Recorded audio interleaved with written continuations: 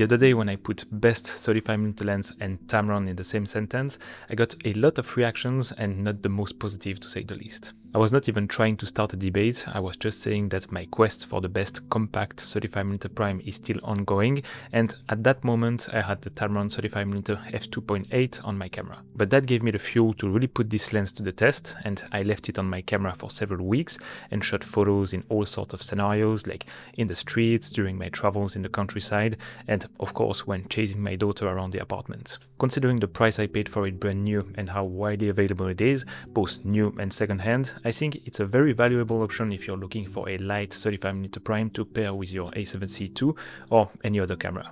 So in this video I want to unwrap everything and tell you more about my experience using this lens, and just to add a bit of context, I am a street, travel and everyday photographer with a pragmatic mindset, looking for cameras and lenses that are affordable, compact, functional and that let me create nice images. So the thing that prevented me from trying this lens for the longest time was simply its size. I had seen it many times in the shops and I just couldn't wrap my head around why this lens is that big for just a 35mm f2.8. A lot of lenses with similar specs can usually be made in this like pancake format, so I thought it was unnecessarily big and I just assumed that it would be also unnecessarily heavy. But luckily having this channel helps me justify trying different pieces of gear, so after testing many other 35mm lenses, I finally tried this one. And really the first thing I want to highlight is that the size and the weight are two different things. When talking about a lens or a camera, we often mix the build, the size and weight and then give an opinion on the form factor as a whole. But now I realize that weight is a much more important element than size, and yes, this lens is big, maybe bigger than it should be, but it's surprisingly light to the point where the size is just a non-issue. And actually it almost became something I was happy about. Sometimes when I'm out shooting, I switch hands to free my right hand to reach for my phone or something, and having a slightly bigger lens in front makes it easier to grab securely. With my beloved size 35mm f2.8, I just don't really do that because I can't get a good grip on it. But of course Tamron did not make the lens bigger just for the 10% of us who occasionally grab the camera with the left hand. The real reason is that Tamron wanted a full ecosystem of lenses that all share the same 67mm filter thread. They have this range of compact primes and also their holy trinity of zooms like the 17-28, the 28-75 and the 70-180, and they're all using the same 67mm filters. And on the zoom lenses it looks natural, but on these primes it can definitely look unnecessarily large. But if you already own like other lenses with a 67mm filter thread, this can become a real positive. Another bonus is that the front element of glass is very small and sits deep inside the barrel, so it's naturally protected from bumps or accidental fingerprints. And just to go back to the size versus weight point, a good comparison is the Sigma 35mm f2, which I also own.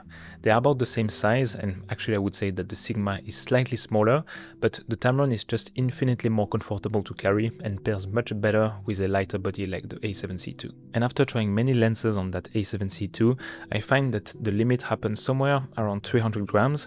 Past that the setup becomes very front heavy, and at only 210 grams, this Tamron lens is a perfect pairing for the A7C line of Sony cameras. Another detail I really like is the lens hood. It allows you to screw a filter directly onto it, and both the lens and the hood share the same 67mm filter thread. This means I can use the hood as a quick screw-on ND system. I can shoot photos with the hood off, and when I need a video clip, I just screw it on very quick and grab a clip. Doing so is just much easier than screwing a filter directly to the lens and safer than using a magnetic filter system. But since I actually own a 67mm magnetic VND, what I ended up doing most of the time was leaving the hood on and simply snapping the VND on whenever I grab the clip. I get a bit of flare control coming from the lens hood for photos and still get a smooth hybrid photo-video workflow. And before moving on, if you need to send your photos or videos to a client, to a collaborator, or even your friends, PicDrop might be the best solution to do so. PicDrop is an online platform designed for photographers by photographers, where you can share, present and deliver photos in a clean and professional way. You can create beautiful galleries, control exactly who can see or download your images, and even get feedback directly on the pictures, so no messy email chains. I've been using it recently and it's super intuitive. If you are used to a photo editor and library like Lightroom, you will get a hang on PicDrop in seconds. I recently worked on the documentary capturing B-roll clips of Hiroshima, so yes, you can also share videos, and it was so simple. The gallery is filled with my select that can be reviewed, commented on, flagged, and of course downloaded by my peers on the other side of the world. I love that you can collaborate on the coding aspect of the process, making the communication and revision much faster. So whether you're working with clients, collaborators, or just sharing a project with friends, PickDrops makes the process fast, organized, and stress-free. I leave a link in the description so you can try it out for 2 months for free. Now, I don't like to spend too much time on image quality, sharpness, and all that jazz, although it's arguably very important. I think I usually show enough examples to make the point, so to be brief, the lens is very, very sharp, and probably sharper than my Zeiss 35mm f2.8, I believe. You can get images that have plenty of that crispiness coming from micro contrast.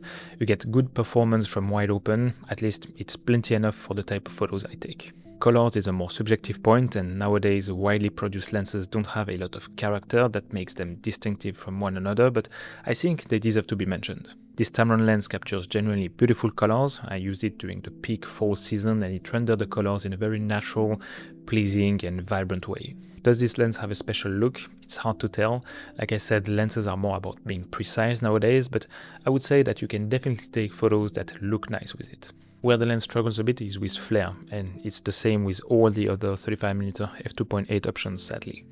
If you're unlucky with how the sun hits the corner of your frame, you can get some pretty funky shapes and flare in the frame. But that's only in very few cases, and actually when the sun or any other strong source of light is in the frame, not in the corner, you don't get too much unpleasant flare or ghosting. And ghosting is what bothers me more than flare, because flare in some occasions can add a bit of character, but ghosting just results in a complete loss of contrast and a washed out look. And I'm happy to report that this Tamron lens is really not that bad when it comes to ghosting. I usually shoot with the vignetting compensation on in camera, so when I import the photos in Lightroom, the lens profile is already applied, but something I notice is how bright the images look from corner to corner when shooting photos at normal exposure values. And when you disable the correction profile, you can notice that the vignetting is quite heavy.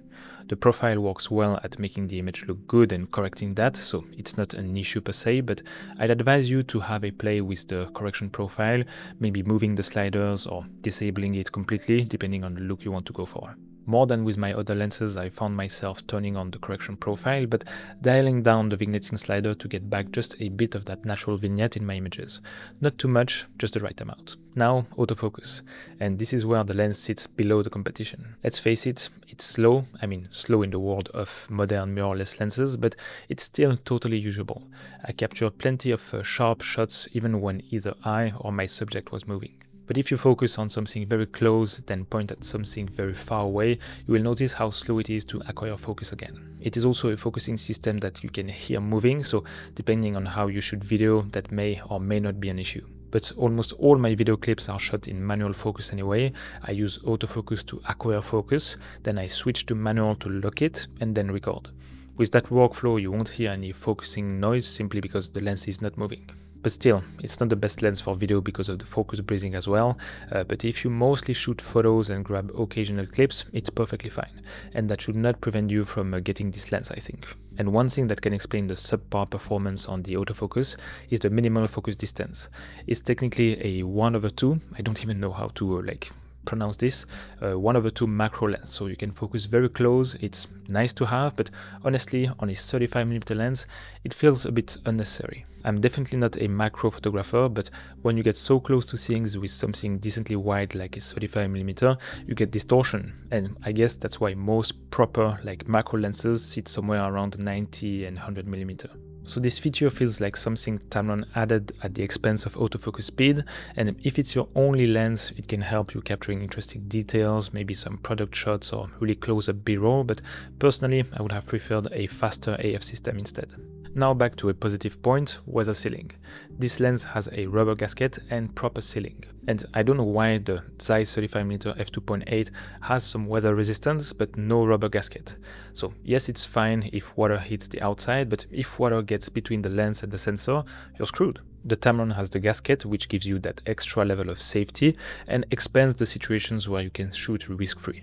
So you should be fine using it in harsher conditions when there are interesting photos to be taken. And finally, the price. It's very cheap, and I like that. Brand new, it's less than half the price of the Zeiss 35mm here in Japan, and probably about the same in your country, and it's still widely available and looks to still be in production, which is a good sign, I think. It's also easy to find new or second hand, so really at this price point, it might be the best 35mm f2.8 option for Sony.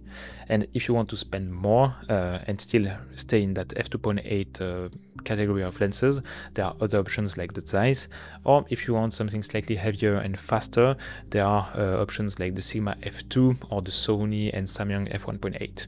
So all in all, it might not be the best option for fast street photography or situations where autofocus speed really matters, but it's a very good lens, and it's definitely one to consider for everyday casual travel photography and maybe slower paced street shooting where a 35mm is what you want. But I'll conclude by saying that you should just get the lens that's easiest for you to get and go out to shoot. That's the most important. You can spend days like comparing specs and prices, but every lens does something better than the others and something worse. So simply, the perfect lens does not exist, and the world outside is not waiting for it to be released, so why should you? Take the one that you can afford and that creates the least amount of friction and resistance, so you can spend more time using it instead of complaining about it being too heavy, too bulky, or whatever else. That way of speaking will not lead me to sign deals with brands, I guess, but I don't care. I just hope it helps. So now go out and take some photos, as many as you can. See you next time. Thanks a lot for watching, really appreciate it. Thank you very much. See you. Bye.